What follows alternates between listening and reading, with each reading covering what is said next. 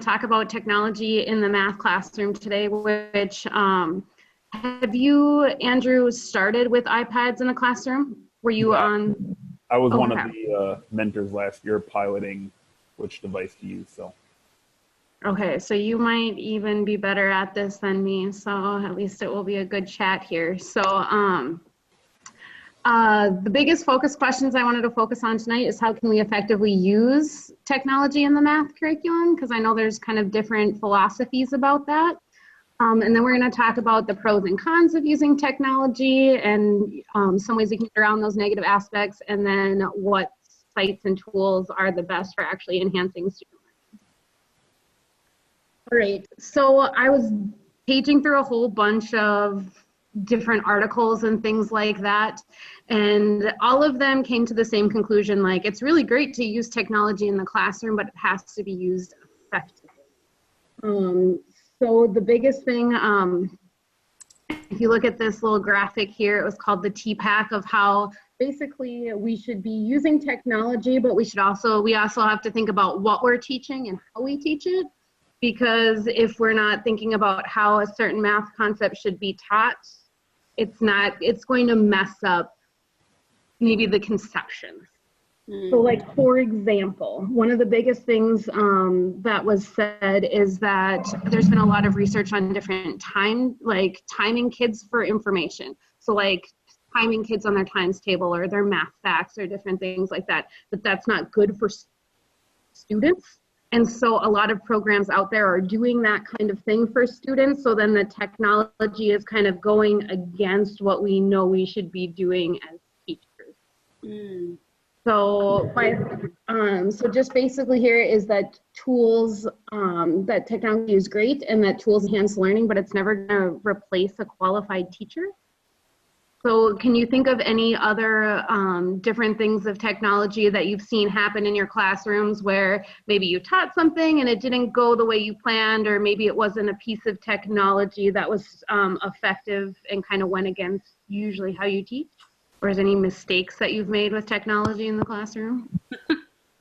I mean, just anytime you start talking about technology, and if you're relying on it too much, especially with how the Wi-Fi and everything can be set up, that goes down, or for whatever reason, computer decides to reset, that can throw an entire lesson off. So you always do need to have some sort of backup, what's plan B, just in general, I think. I think I can think back to this past year, how many times my overhead projector didn't want to work. So I couldn't project on my active board. So I needed to go grab the markers and just go on the whiteboard. I think that's also, I know this isn't about technology, but that's just modeling good problem solving and like kind of going with the flow for students. And when I think of a math classroom, I do think of a place where it is a lot about modeling how to solve problems, literally and figuratively. And so I think that's good general advice, because Murphy's Law, same things happened to me, Andrew, that in general, days where I've had whole lessons planned using technology, invariably there's like the whole Wi-Fi system crashes. Like that day a few years ago when all the sophomores were taking the test and the whole system in North Dakota crashed, right? And so anything that you were trying to do that day was just out of luck. But that's also modeling for the students that there's multiple ways to be learning these concepts. I think something that you said, Shana, though, is really vital to me when I'm thinking about technology. There's a lot of talk right now about how that teachers, I think there are a lot of people that think that teachers aren't super necessary, that kids can just learn from computers, that they can just do online modules, they can learn from computers. And I think that's really dangerous, because if you look at this great TPAC thing, really the only thing that a computer can provide is some content knowledge, and it's kill and drill really is what a computer could provide. And what we provide as the educators is that authentic learning experience that provides all of those areas of that wheel. So we and the students develop the technological knowledge. We have the pedagogical knowledge and the pedagogical content knowledge, more importantly. And if all teaching is just facts, figures, and memorization, then sure, technology could replace us. But we are so much more than that in terms of how we're setting up these rich learning engagements. So one thing I do try to think of when I'm picking technology is this about using technology to review and just memorize, or is this truly using technology to help the students do something in a different way, in a better way, and in a way that elevates and deepens their thinking? And I think those are some of the things that I just think about with technology in general. Well, and I think I really appreciate how you said that, because one point I did want to bring up, and one thing that came up multiple times, is that technology isn't a way, or isn't about like stripping away the student voice and the exploration and things like that, which I think so often, I think sometimes we just use technology to use technology because we're told that we have to. And so it now becomes a requirement. I remember, like, for example, my first couple years of teaching, we were given one-on-one devices, and we had different trainings and stuff like that. And then it took me a couple times to realize, like, there was sometimes that we were just doing whatever we were doing on like this worksheet, or whatever we were doing on this like road activity, and we were just typing it into a computer instead. Or writing it on a computer instead, and so we were adding the technology piece, but it wasn't anything that was adding anything enriching or anything that was adding extra pieces to that. And I think that's where sometimes the pieces get lost there. Otherwise, there is an article that I did attach right here that did talk about effective use in the math classroom and things like that, things we should be thinking of. And it does explain this TPAC diagram a little bit more. So. All right, so obviously our small group breakout is literally right here, so we should be good to go.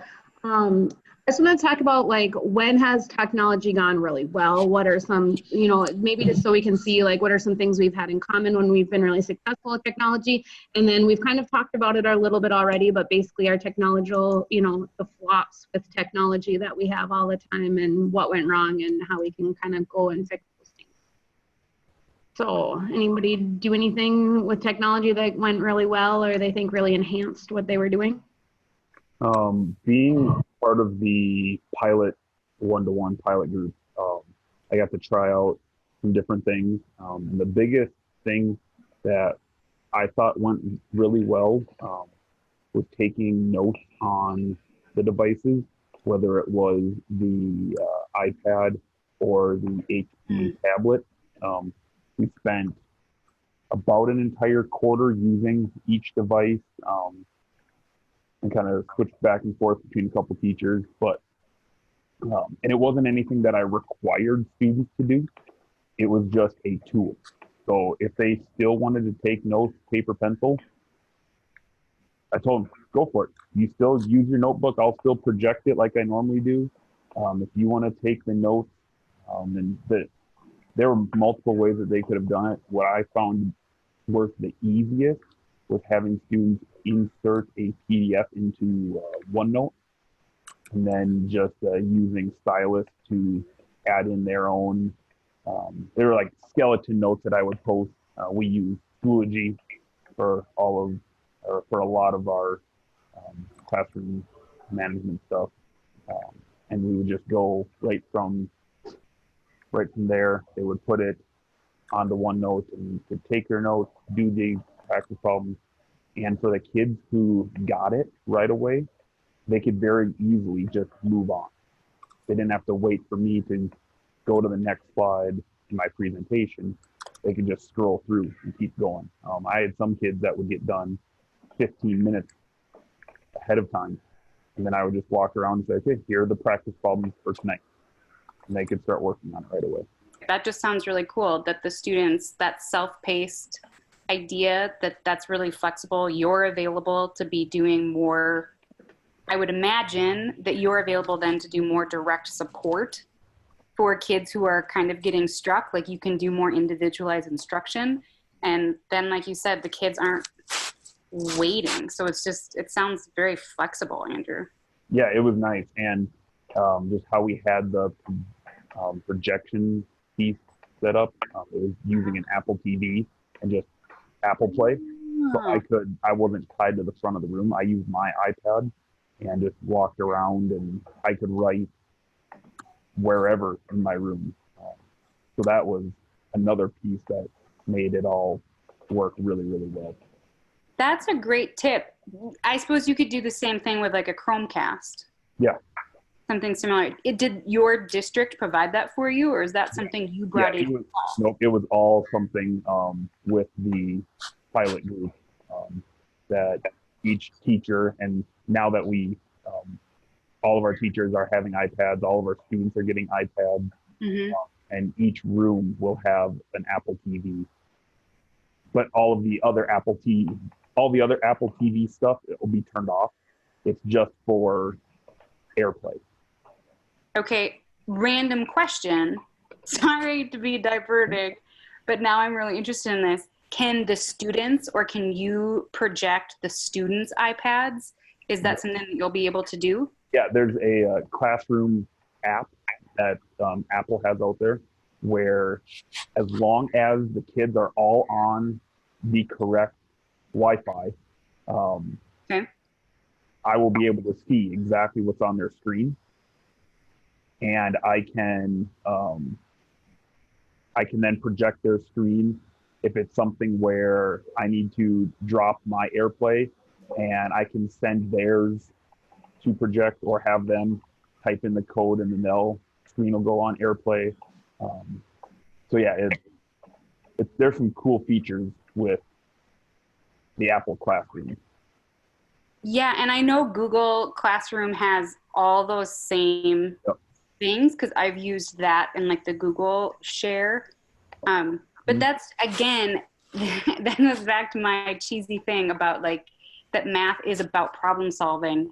And so if a student has, because I think sometimes kids do find different routes to solve the same types of problems. And what a great way to show students that there are multiple ways to solve something. And potentially what a great way to model that it's okay if you get the wrong answer. We're going to help each other diagnose where we got lost in the process. Right. Like that to me is exactly what we've been talking about, of technology really elevating the community of the classroom, that everybody is learning more because of the tech. Well, and I think students feel so much safer too in that environment as well, whereas some kids wouldn't feel comfortable coming up to the board and writing down their work, or even putting it under the doc cam and standing in front of the classroom, because we've added that almost like presentation piece. Whereas if, their screen is just up on the board, let's talk about it really quick, they can kind of, it's a little bit more, they have a little bit more self-assurance there. They're not standing in front of the class presenting. It's more their screen in front and the actual focus on the math and not the student. Right. And then on top of that, they already have all their work written up. So it's not the work showing up as they're up in front of there like you would have if they go up to the board. The work is already done. You can just project it up there and then talk through it. Wow. That's really cool. Could help with that anxiety. We do one thing in our class, it's called My Favorite Mistake, and it's the same kind of thing as I take the student mistake and we put it up on the board, and they have to like work through it and like figure out what they did. Like, especially like even if you said, you don't even tell them whose computer it is, you're just popping it up there and nobody has to know whose it is. You could just talk through that right there too. Like how nice that would be to just be like, hey, let's put this up, let's put this up, let's figure out what went wrong, and just have that anonymity there and be able to just deal with that right on the spot. I love that you call it My Favorite Mistake. because there is such a power, there's so much power in learning by analyzing mistakes. And if one student is having that mistake, probably more than one kid, and you're right, that anonymity, and I think that's the biggest thing in any classroom. Yeah, you can do things like 5, like how are you understanding this concept? But I even like simple things like Pear Deck, which you can embed with any Google slide deck. Like if you're doing projecting a slide deck of problems, you can insert like how are you feeling questions, and kids can rate how they're feeling. They can answer multiple choice questions. You can embed a whole bunch of questions, but it's what you just said too, Shana. There's that anonymity of it. And so I think frequently by the time kids have gotten to high school, they're pretty done with looking stupid. And they don't want to be embarrassed. They don't want to admit that they don't know something. And sometimes I think that's even harder on the quote unquote smart kids. Like to then look like you don't know something is really unnerving for them, I think. So I have found that anytime I can provide a space where kids can ask questions, respond to questions, or give me feedback without their identity attached, I get more honest feedback, I get better questions, and I get a better sense of who is confused. Even though I don't know exactly who's confused, I get a better sense of what is confusing because they're more honest about it when they know that their name isn't going to be attached and they're not going to be embarrassed for asking the dumb question. Well, and there's some nice different, and we're going to talk about them here in a little bit. There's some different software too where you can see all their responses too. So if you see a common mistake, sometimes what I will do is especially when more than one student is making that mistake, I will just pop one of them up. So that way, and some kids will own it. They're like, oh, I made that mistake. And then you'll hear other kids, yeah, me too. Yeah, me too. And it's like that chain effect. Like once it's okay that somebody has made that mistake, like you'll all see their heads nodding like, yeah, you know. And so just to catch that right away instead of to wait to the end is really powerful too, I think. Have you used, Andrew, Desmos, the classroom version of it? I don't know if I've used the classroom version. It's magical. Oh, I can't wait to show it to you then. So hopefully that's, even if you get one thing out of today, that might be it, because oh man, it's like my favorite thing to use in the math classroom, like hands down. Cool. Let's see. I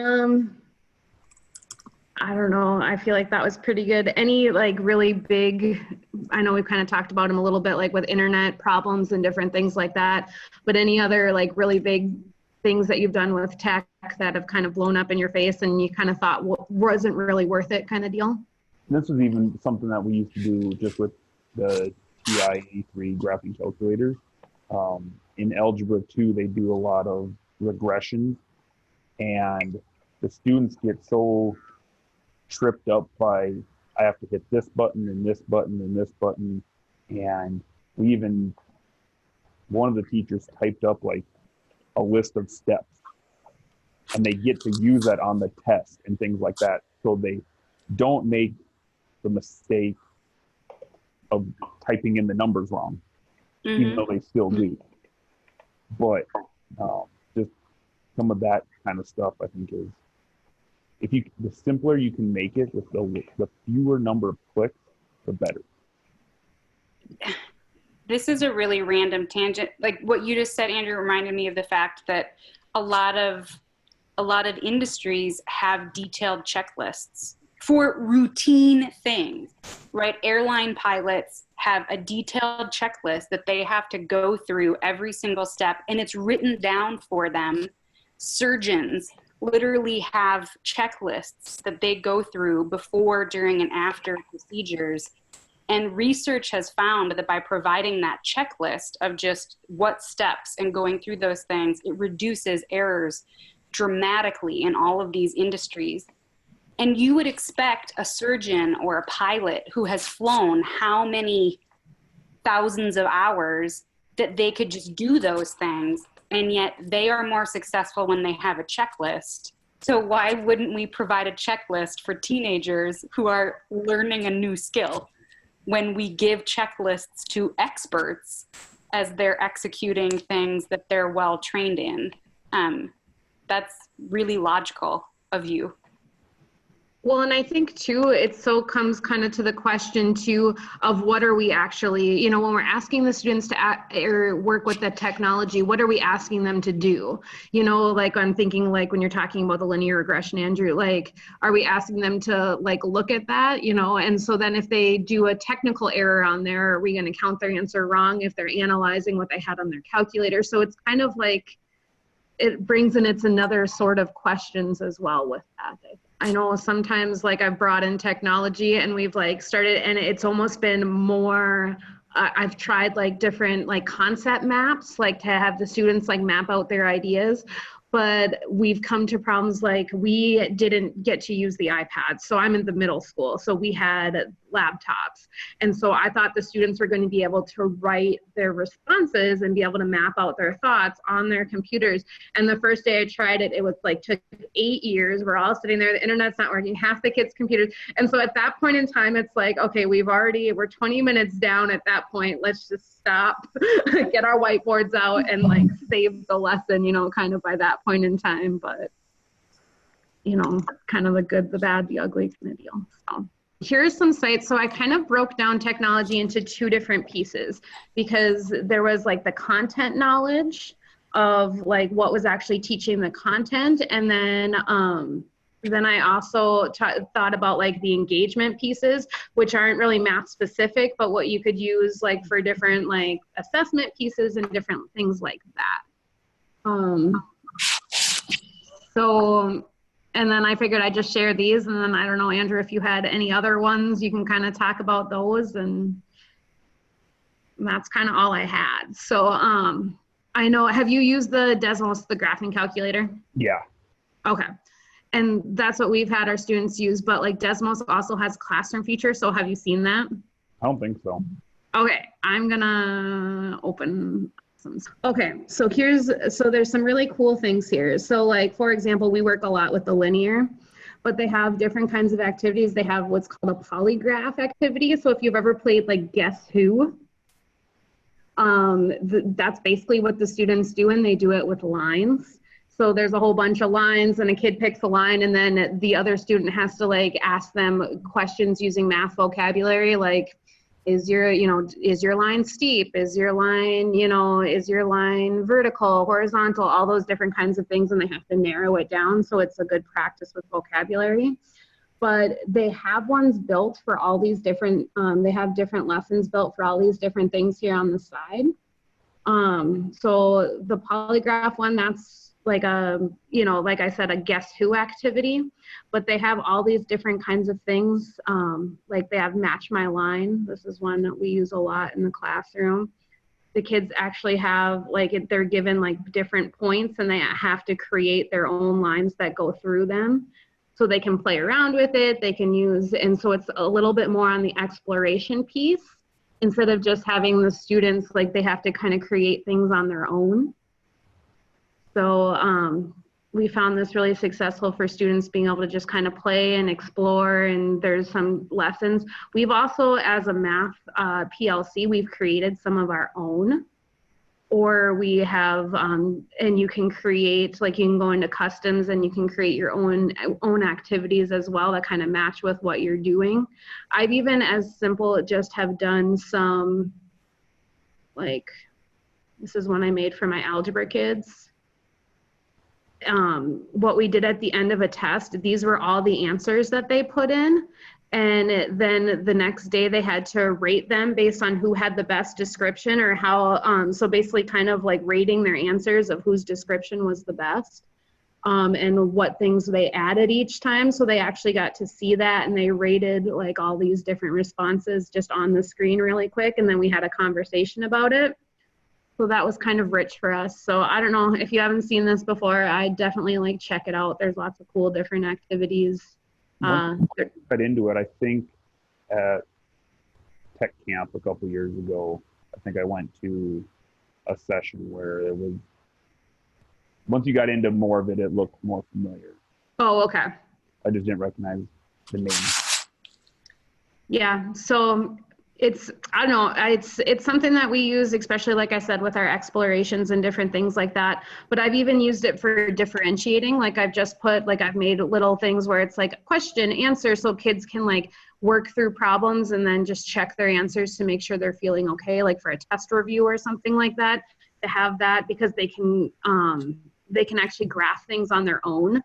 And that's what's kind of nice because they have all those graphing features of the Desmos calculators in this platform already. So that's kind of nice. Let's see, what else? You're both high school math, right? I'm 8th grade math, but I teach the Algebra 1. So I technically teach the high school course. Yeah. So in addition to Desmo, have you used Woot math, WOOT math? I haven't, no. And that I think is more elementary up through about 9th grade. But like a national group of math teachers put together, and a lot of the lessons are free. There's like a lot of things. There's some paid add-ons, but it looks similar to what you were just describing with Desmo. That there's a lot of pre-built formative assessments and kind of step-by-step guide on engaging in its research-backed solutions for the math classroom. But quite a few of the lessons are free, so it might be another thing to check out, the Woot math. Yeah, I wrote it down just to give it a check out. GeoGebra was another one that I've seen before. I don't use that one as much because I find Desmos is a little easier to use, but they do have like all the different tools for geometry kind of building stuff.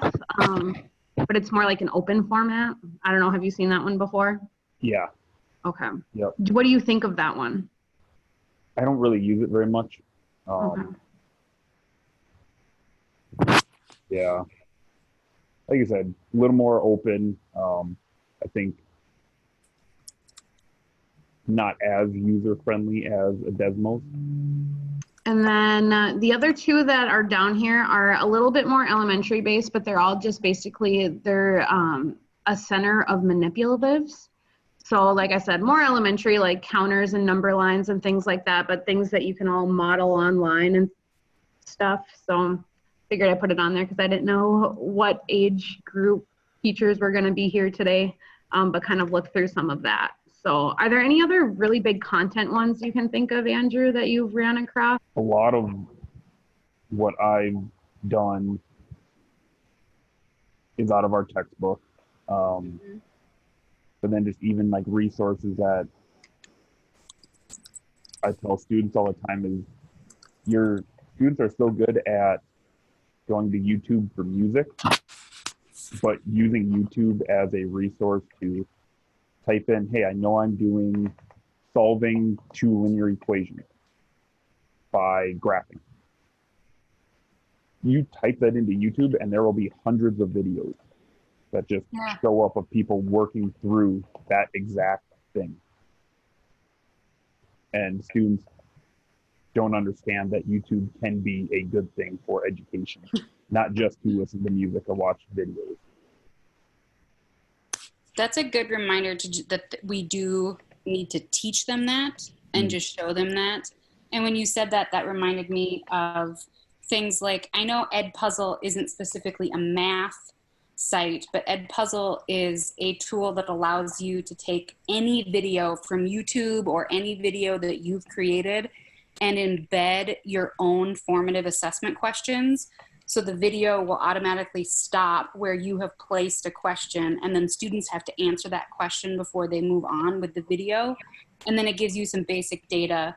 And like all the Khan Academy videos are linked to Edpuzzle. And so that's one thing, like what you just said reminded me of that, because most of the Khan Academy videos are on YouTube.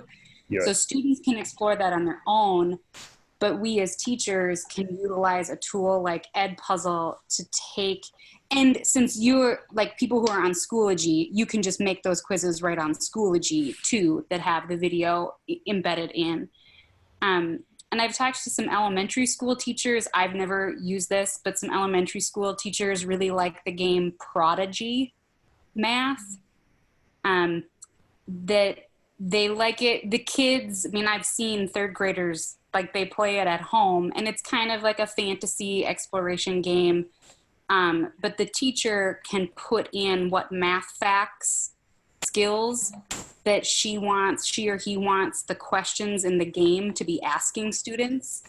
And then, so like the teachers that I've talked to, they're like, we don't use this as like how we learn, but if we're doing math stations, Prodigy Math might be one of the stations that kids get to play and practice those problems for, 15, 20 minutes before they rotate to the next like set of manipulatables, and then meeting with the teacher and then doing something else. So that Prodigy Math is another one maybe for more elementary and middle school. Well, and I think in our district it's called Dreambox. Okay. And it's very similar to that, and it builds on different strategies, and it works on the idea of practicing mental strategies to have students practice those kind of skills. So we now at the middle school level will have Dreambox up to 8th grade. It just won't cover our students that are in the Algebra 1 right now. So that will be at least something. But once again, just, like you said, using that in the small group time or in that extra time, and not, it's not taking over for the teacher, but it's just an extra resource for those kids, because some of them can push on really high and they can go all the way up to high school skills and things like that if they're ready for that. Whereas, if they need to work on other skills, the lower level skills, it will keep them in there until they're actually proficient at those things. So that's what's kind of nice about some of those programs. The problem about some of those programs, depending on the district you're in, is some of them cost money. Like Dreambox costs money, and our district has purchased that for our elementary through middle school students. So engagement sites, so these first 3 are all basically the same kind of system. They're a student response system, but I put all 3 on here for a very specific reason, because I use all 3 of them for completely different things. So, for example, I use Kahoot when it's either an introductory activity or I want the kids to get like super excited about it because they're really competitive. The one thing about Kahoot is that they get more points, and I think you can turn this feature off, but the kids are so used to it. Have you used Kahoot, either of you, or know what it is? I've never used it, but I know what it is. Okay. I normally use Quizlet. All right, yeah. So basically it just pops up your question, and the only thing they see on their screens is they see 4 boxes, and they have to pick their answer based on what it matches on the screen. So the one problem about this with mathematics is they can't see, like, whatever is on my screen that's the question. So if they're farther in the back, they might not be able to see it, or if you're trying to add something with a lot of detail, or it's only timed so they only get so fast to answer it, and you have to wait for every student to finish. So the one thing about Kahoot is I like to do that in the classroom to kind of, like, I'll do it as a warm up. I'll do something like really quick. I'll put 5 questions up and we'll kind of go through them. And then it's all, like I said, it waits for all the students, so then I can discuss each question with them, because it will pop up and it'll say 5 got it right and 10 got it wrong. And so they're like, ooh, we need to talk about this one. And so we kind of talk through, like, why did you guys get this all wrong? But because it is timed, the kids sometimes will just press whichever button and hope they get it right. And so sometimes it doesn't always measure the right answer because they're so busy with trying to compete and do well. And like the time kind of stresses them out that you don't always get the results you're looking, accurate formative assessment results you're looking for. So then quizzes is the same kind of thing, except for quizzes, you can assign homework quizzes. So you just put whatever like you're putting on there. So say there's 20 questions you want the kids to go through, and they can go through that. You can time it, but you don't have to. And they all do it individually, and they can do it at their own pace. And then what I do is I just keep my computer up, and I can see all the questions that the kids are getting right and wrong. So like, it will pop up, and the kid that has the most right, you'll see up there, whereas the kid that's really struggling will be at the bottom. So you can kind of go in real time and check in with those kids and say, hey, let's sit down for a second, or hey, let's kind of look through these questions. So it kind of puts more of the responsibility on them, so it's a little bit more individual. And then the last one, like I said, is the same thing, where you're putting questions on the board and students are answering them on their device. It's called Socrative.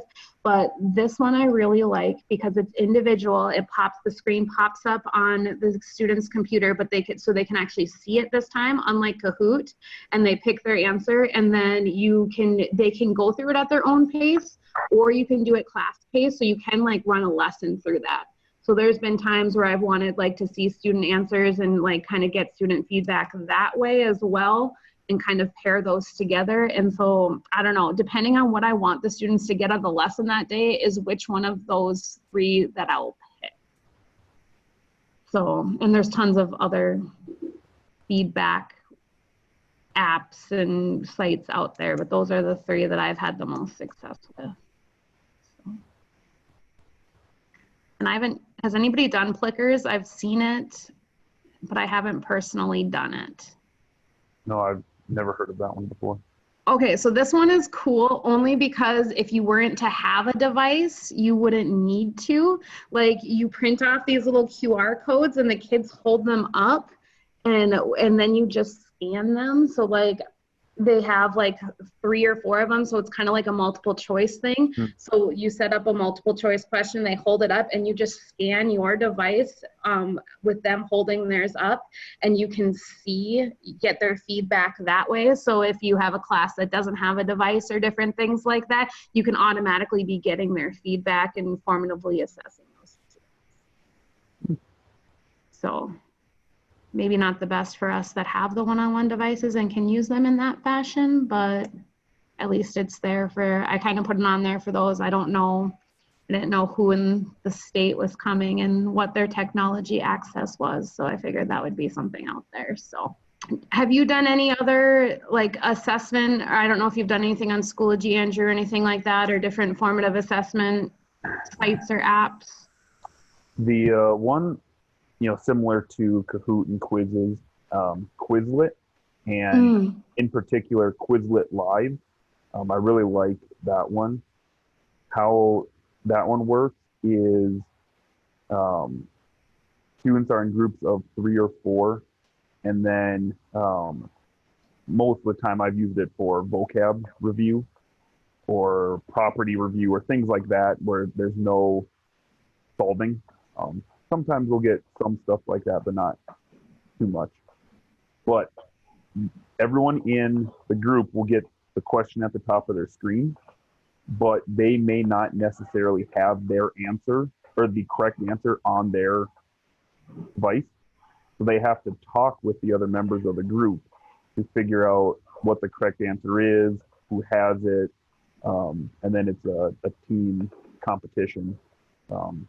Last year I did that with my block class geometry students quite a bit, and they got really competitive to the point where it's like, if we're not going to handle this responsibly, we're not going to play.